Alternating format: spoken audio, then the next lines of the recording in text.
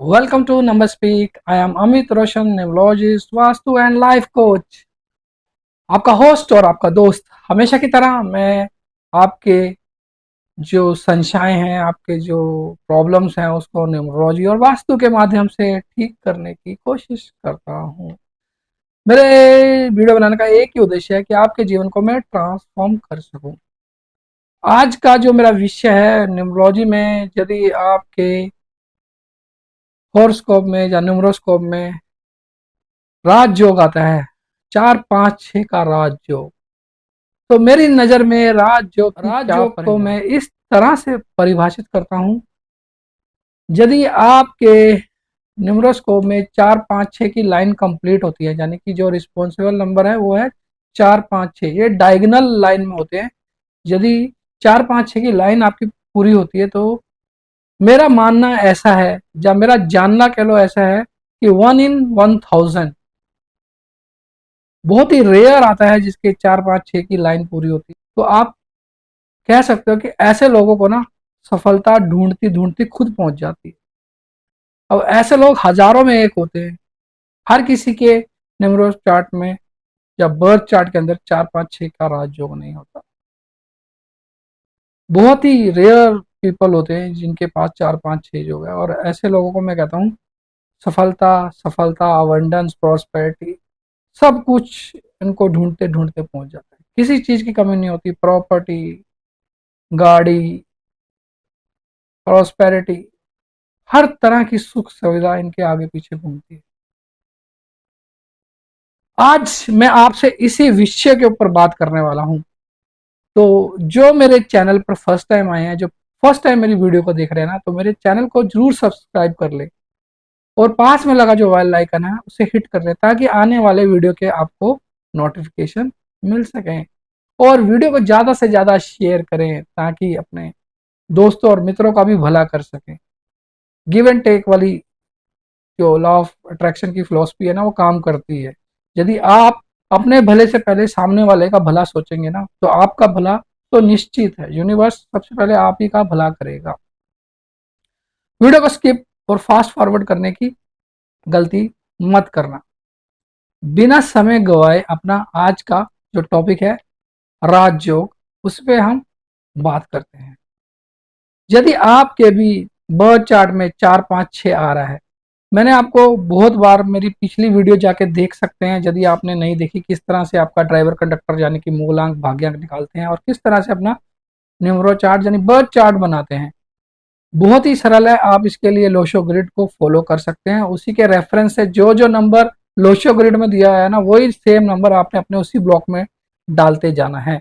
चाहे वो एक बार आता है, चाहे वो मल्टीपल टाइम आता है, सेम ब्लॉक सेम नंबर आप डालते जाएं, आपको पता चल जाएगा कि आपके बर्थ चार्ट में कौन कौन सा नंबर आ रहा है। यदि 4 5 6 का नंबर आपके बर्थ चार्ट में आ रहा है ना, तो मेरे हिसाब से आपसे ज़्यादा खुश नसीब कोई और नहीं हो सकता। आपसे लकीस्ट पर्सन इस सृष्टि के अंदर कोई नहीं हो सकता, क्योंकि आपके कर्म ऐसे थे कि आपको 4 5 6 का राजयोग मिल गया। इसके बाद जो राजयोग होता है ना, वो 2 5 8 का होता है, और थर्ड नंबर का जो राजयोग होता है वो 9 5 1 की लाइन होती है। उसको हम वर्टिकल लाइन बोलते हैं। और ये दो जो डायगोनल राजयोग है ना, ये सबसे पावरफुल राजयोग है, जिसमें से 4 5 6 का और 2 5 8 का। अगर आपके पास 4 5 6 का राजयोग है ना, तो मैं कहूंगा सफलता आपको ढूंढती हुई खुद ब खुद पहुंच जाएगी। पर मैंने पहले भी इसके ऊपर वीडियो बनाई है। आज मैं इसके ऊपर विशेष रूप से रोशनी डालने जा रहा हूँ। कुछ लोगों के कमेंट्स आए थे मेरे ऊपर।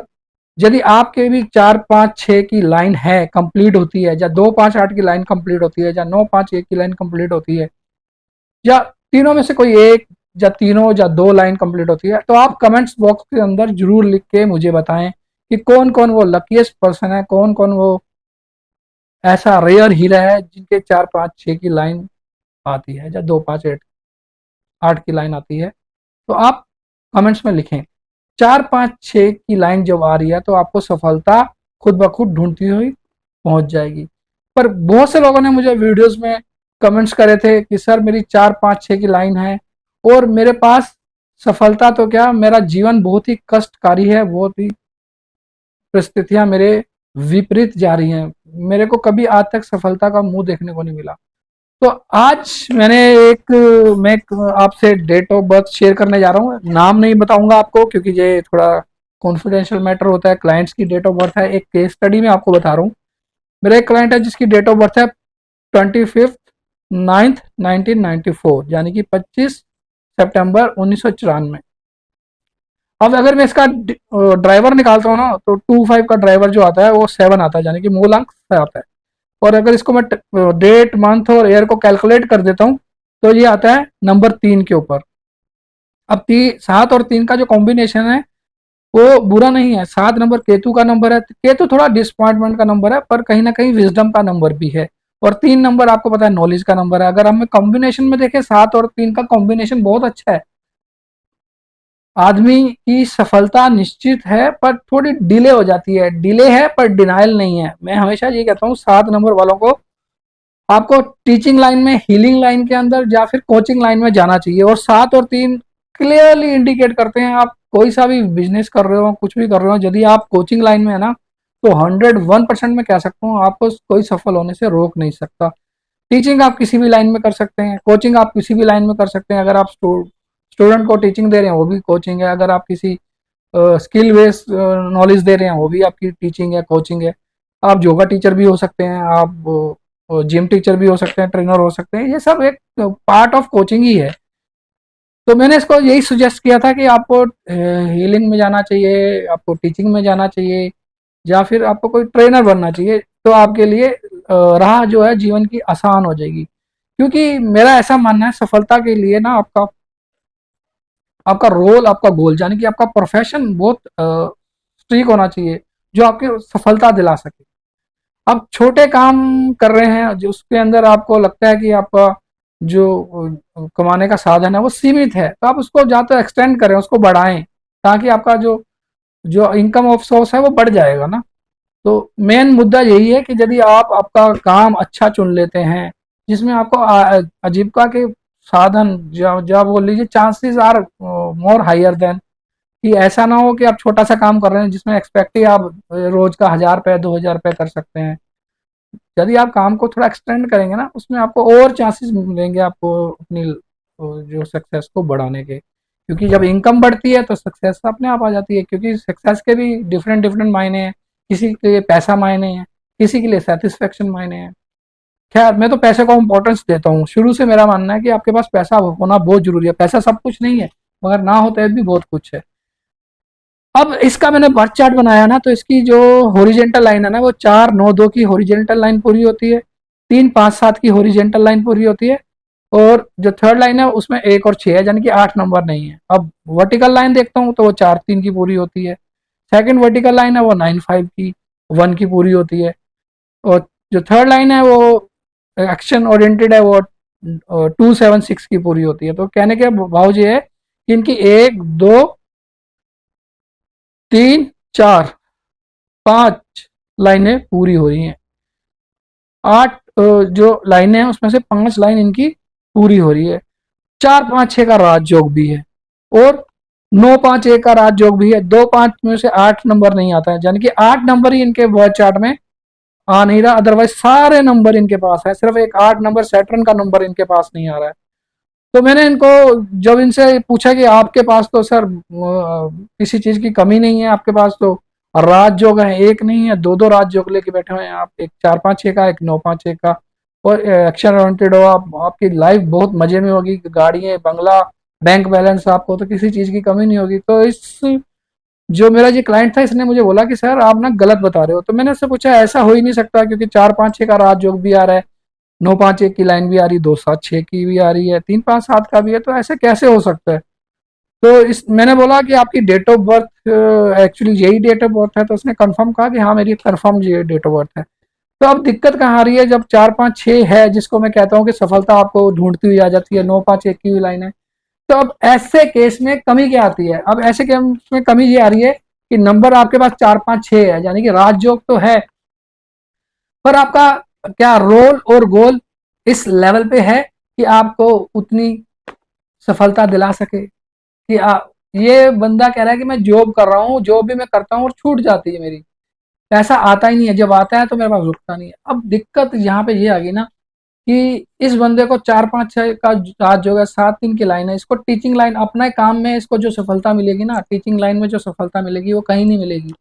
मैंने इसको नौकरी के लिए सुजेस्ट नहीं किया कि आप नौकरी, मुझे पता है कि 100% ये बिजनेस में सक्सेस होगा, और इवन कोचिंग सेंटर होगा, ट्रेनिंग होगा, किसी भी चीज़ की ट्रेनिंग दे ले, कोचिंग दे ले, हीलिंग सेक्टर में चला जाए, 101% अकल्ट साइंस भी इसके लिए बहुत अच्छी है। बट अब ये इस लाइन में है नहीं, तो सफलता कहाँ से अर्जित होगी? जॉब कर रहा है, जॉब में कितना पैसा कमा लेगा? अब ऐसे ये भी नहीं हो सकता कि एकदम से जॉब छोड़ ले। तो कहीं ना कहीं इसको रिस्क अपनी लाइफ में लेना ही पड़ेगा, क्योंकि ऐसे लोग जितना रिस्क लेते हैं ना, वो लाइफ में हमेशा कामयाब होते हैं, 101% कामयाब होते हैं। अब कमी कहाँ आ रही है? हो सकता है इसके वास्तु, जो घर का वास्तु है वो इसके अनुकूल ना हो। और जब मैंने इससे शेयरिंग की बात साझा करी तो वाकई में इसका घर भी ठीक नहीं है, घर के हालात भी बहुत ही ज़्यादा, मतलब मैं एक्सप्लेन नहीं कर सकता यहाँ पे, बट अब जो वास्तु है वो काफ़ी हद तक वहाँ का जो एनर्जी का, बहुत नेगेटिव एनर्जी है इनके घर के अंदर। फिर भी मैंने इसको कुछ रेमेडीज सजेस्ट किए हैं, वैदिक रेमेडीज सजेस्ट किए हैं, जंत्रा रेमेडीज सजेस्ट किए हैं, और इसके जो नेम स्पेलिंग थे वो भी नंबर 9 के ऊपर आ रहे थे, जहाँ पे मैं आपको डिस्कस नहीं कर पाऊंगा, बट बता दूंगा मैं। उसकी कुछ पर्सनल लाइफ है जिसको मैं कॉन्फिडेंशियली रखना चाहता हूँ, बट नंबर 9 पे आ रहे थे उसके नेम के स्पेलिंग। अब ऐसा नहीं है कि 7 और 3 का जो कॉम्बिनेशन है वो 9 के संग इतना बुरा भी नहीं है, बट 9 नंबर अपने आप में एक अनप्रडिक्टेबल नंबर है। उसका कुछ भी मैं पक्के से नहीं कह सकता कि कैसा उसका रहेगा। देने पे आए तो दानवीर करण की तरह है, और लेने पे आए तो चमड़ी भी उधेड़ लेता है। तो अब मैंने उसके नेम स्पेलिंग करेक्ट करके नंबर 1 पे लेके आया हूँ मैं उसके नेम स्पेलिंग, और उसको कुछ जंत्रा रेमेडीज मैंने दी है, जंत्रा धारण करेगा। और नेम स्पेलिंग 40% तक आपके जीवन को ना, 40% तक आपके जीवन को ट्रांसफॉर्म कर देते हैं, 360 डिग्री चेंज करने का दम रखते हैं। बट कहीं ना कहीं एक्शन उसी को लेना पड़ेगा, जब अपॉर्चुनिटीज आएगी उसको अपॉर्चुनिटीज को ग्रैब करना पड़ेगा। अब मेंटल ब्लॉकेज क्या हो सकती है? मेंटल ब्लॉकेज ये है कि उसके जो फादर है ना, मुझे लगता है बहुत जल्दी अर्ली एज में डेथ हो गई, तो जिसकी वजह से जो फाइनेंशियल सेक्टर था ना वो काफी हद तक वीक हो गया, पैसा सारा बीमारी में लग गया। तो स्टैंड होना ना, दोबारा से खड़े होना बहुत मुश्किल है, लेकिन जो गिर के खड़े होते हैं ना वही आदमी दुनिया जीतते हैं, वही दुनिया जीत लेते हैं। तो मैंने उसको काफ़ी बूस्टअप किया, जो पुराने ब्लॉकेज है ना अपने, उसको आपको तोड़ना पड़ेगा। हो सकता है किसी के संग रिलेशनशिप में कुछ ऐसे इश्यूज आ जाते हैं कि वो उनके दिमाग से निकल नहीं पाते, या फिर कुछ ऐसी बचपन से परवरिश ऐसी होती है कि जैसे कुछ लोग कहते हैं कि ये उसका एग्जाम्पल नहीं, मैं और एग्जाम्पल लेके चल रहा हूँ कि परवरिश ऐसी होती है कि इसमें आपको सिखाया जाता है कि पेरेंट्स के द्वारा पैसा कोई पेड़ पे थोड़ी ना उगता है, पैसा क्या समझते हो। ये सब चीजें ना आपके मेंटल ब्लॉकेज आपके दिमाग में डाल दी गई हैं। होता क्या है कि आप अपने माइंड को जैसे ट्रेन करते हैं ना, तो वो उसी तरह से सोचना शुरू कर देता है। अगर आप में आदत आ जाएगी सेविंग की, तो आप सेविंग करना शुरू कर दोगे। अगर आपको लगेगा ना कि मैं खर्चीला हूं, तो आप अपने लिए अर्निंग के नए नए मल्टीपल तरीके खोजने शुरू कर देंगे, और मल्टीपल, एक ही बिजनेस के ऊपर डिपेंड नहीं रहेंगे, एक ही काम के ऊपर डिपेंड नहीं आएंगे, आपके पास मल्टीपल सोर्स होंगे पैसा कमाने के लिए। जब मल्टीपल सोर्स होंगे तो आप कभी भी पैसा बचाने के बारे में नहीं सोचेंगे, आप इक्वल डिस्ट्रीब्यूशन करेंगे कि हाँ मुझे कुछ पैसा बचाना है, कुछ मुझे डोनेशन में देना है, कुछ पैसा मुझे अपने लिए रखना है, कुछ मुझे किसी इमरजेंसी के लिए रखना है। तो एक सिस्टम बना लेते हैं ना आप। मगर आपकी जो सोच है ना वो कुछ लिमिटेड नहीं होती, आप उसको अपनी सोच को बड़ा कर देते हैं कि नहीं पैसा चाहिए, इसके लिए मुझे सोर्स पैदा करने पड़ेंगे, इनकम के सोर्स जनरेट करने पड़ेंगे।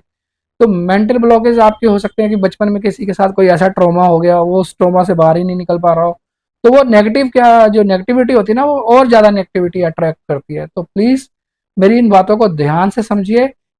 नंबर्स मैटर करते हैं, मैं इसको डिनाई नहीं करता, एक न्यूमोलॉजिस्ट होने के नाते मैं 100% मानता हूँ कि नंबर्स मैटर करते हैं आपकी लाइफ को अलाइन करने में।